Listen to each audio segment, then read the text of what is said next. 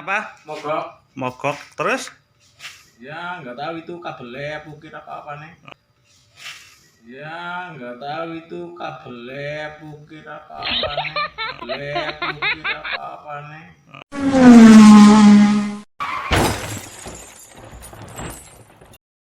Assalamualaikum warahmatullahi wabarakatuh. Jumpa lagi bersama saya di Firdaus Channel. Baik, kali ini ada motor Harisma 125 ini ya, punya Mas Ojeker, yang katanya tiba-tiba motornya mati habis nganter pasien. Nah, ini motornya kebetulan sudah nggak ada sayap-sayapnya ya, jadi untuk pengerjaannya lebih enak. Oke, ini katanya motornya bensinnya masih full ya, dan di engkol-engkol juga masih keras, ada kompresinya. Kita langsung cek di bagian pengapian ya, kita lepas businya seperti ini, kita cek pengapiannya apakah ada.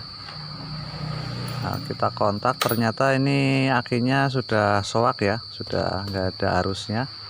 Kita coba engkol-engkol seperti ini, apakah ada apinya. Nah, ternyata ini pengapiannya kosong ya, mungkin businya mati. Nah, kalau kita ragu, kita lepas saja cangklong businya, kita langsungkan seperti ini ya. Nah, ternyata ini juga nggak ada pengapiannya. Baik, lanjut kita akan cek di bagian aki ya. Kita cek pakai tes pen saja biar cepat. Nah, apakah akinya ada arusnya atau tidak, kita cek ya. Ini kalau kita engkol juga dari kuil nggak ada apinya ya. Nah, kita cek dengan tes pen seperti ini akinya, kita engkol ya, apakah keluar arus pengisian yang menuju ke aki ya dari spool kiprok. Nah, ternyata nggak ada pengisian. Nah, ini karena motor pengapian DC ya, jadi untuk pengapian yang ke busi sangat bergantung dengan aki ya. Nah, jadi untuk mempercepat analisa dan pengerjaan kita gunakan aki ini ya, aki untuk menjumper. Nah, ini akinya masih bagus, masih fit 12 volt. Nah, karena ini aki buat khusus jajal-jajal ya, ini buat kalau ada trouble. Jadi kita gunakan aki dan kabel jumper seperti ini. Nanti kita akan jumper ke terminal aki yang ada di motor. Nah, seperti ini kita jumper ya. Langsung saja kita jumper, ini bagian tutup positif ke positif ya. Ini akinya harusnya aki kering tapi sudah pakai aki basah, jadi ini terbalik ya. Nah, ini merahnya terbalik ini di sini. Ini untuk Harisma 125 ini harusnya aki basah, tapi ini udah pakai aki kering, aki basah ya. Nah, setelah kita pasang kita tinggal lihat ya, kita nyalakan kontaknya. Nah, ini langsung menyala ya. Tinggal kita nyalakan, kalau dari kuil keluar api, nah seperti ini, berarti untuk permasalahan ada di sektor pengisian ya, yaitu di spool ataupun kiprok dan kabel-kabelnya ya. Nah, ini pengapiannya sudah besar sekali. Kita tinggal coba pasang businya, apakah motor menyala dengan normal, nggak berbet ya. Nah, ini karena pengapian DC sangat bergantung dengan spool kiprok ya. Sebenarnya tanpa aki pun bisa menyala kalau spool kiprok dan kabelnya bagus. Oke, kita akan coba ya, nyalakan motornya, apakah berbet atau enggak. Kita engkol saja seperti ini.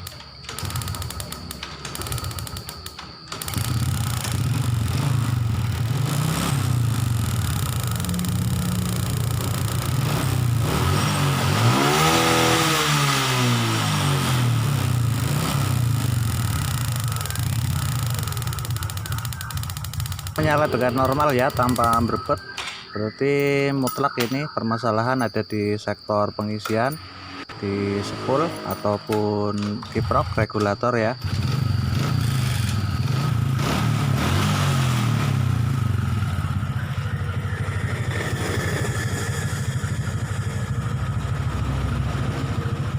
Ini motor masih menyala tapi dengan bantuan aki jumperan seperti ini ya. Nah, Jadi ini pengapian bergantung dengan aki yang kita jumper, karena ini pasti permasalahan ada di bagian pengisian. Nah, kita coba lepas ini aki jumpernya ya. Nah, pasti nanti sebentar lagi kalau setrum yang ada di aki motor ini habis, motor juga akan mogok ya. Nah, ini kita coba nyalakan sennya ya, ataupun klakson. Nah, motor langsung seketika mati ya. Berarti kita harus cek di bagian pengisian di sebelah kanan. Ini ada kabel pengisian ya. Nah, ini mumpung motor masih menyala karena di jumper. Nah, ini motor nyala karena di jumper ya. Jadi untuk bagian pulser berarti nggak ada masalah, masih sehat. Kita fokuskan ke bagian sektor pengisian ya, yaitu di kabel kuning ya, kayak kabel putih ya untuk Karisma ataupun Supra 125. Nah, kita gunakan test pen seperti ini. Nanti kita cari kabel warna putih untuk pengisian yang menuju ke regulator atau kickrock. Kita cek dengan test pen seperti ini ya. Ini motor menyala berarti cuma pakai pulser saja ya yang jadi motor. Jadi untuk pengapian mengambil dari aki ya yang kita jumper tadi. Nah, kita akan cek ya pengisiannya dengan touchpen. Oke, ini touchpennya menyala dengan terang sekali, berarti untuk spool dan pulser masih sehat, dipastikan ya, walaupun hanya dengan touchpen karena ini terang sekali. Ini kabelnya sudah banyak sambungan, tinggal kita nanti cek yang menuju ke regulator ataupun kickrock. Nah, kita pindah ke sebelah kanan ya. Ini regulator dan kickrocknya ada di sini. Nah, ini di sini. Dan ternyata ini sudah dirompak ya, sudah nggak pakai kickrock bawaan, ini sudah pakai regulator Tiger ya. Ini sudah dimodifikasi. Oke, langsung kita cek saja ini untuk regulator dan kabel-kabelnya kita bongkar dulu.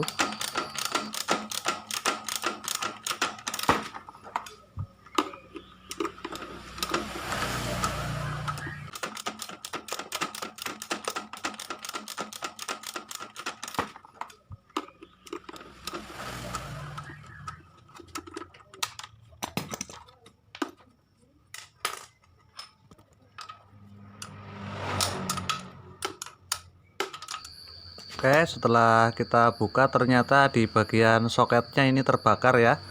Nah, ini soketnya KW. Nah, dan kabel-kabelnya juga kabel-kabel yang kurang bagus ya, jadi terbakar seperti ini. Kalau sudah pakai full wave seperti ini arusnya lebih besar ya, biasanya suka kalah di bagian soket dan kabelnya. Oke, untuk mempersikat kita akan potong saja ini kabelnya, kita ganti dengan kabel yang baru ya, tapi nanti kita gunakan kabel bekas saja yang dari copotan ya, biasanya kabelnya lebih bagus.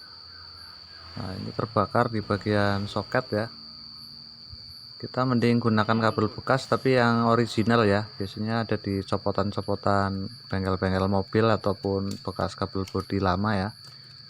Ini kabelnya banyak sambungan, di sini juga terjepit ini bekasnya.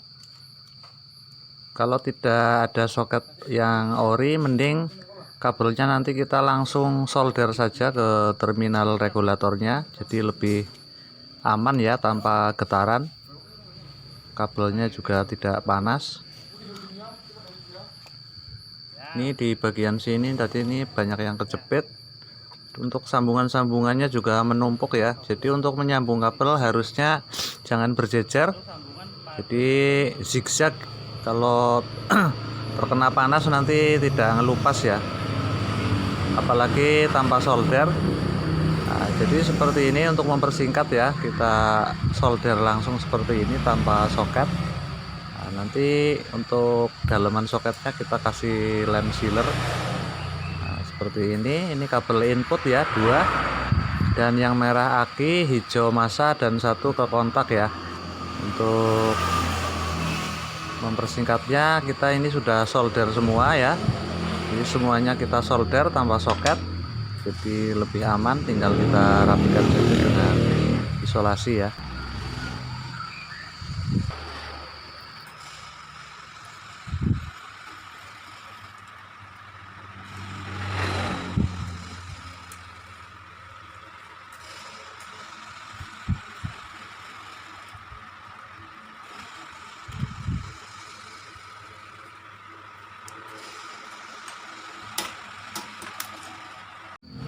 Baik, kita lanjut ya, ukur hasil pengisian yang dari kiprok yang full wave tadi.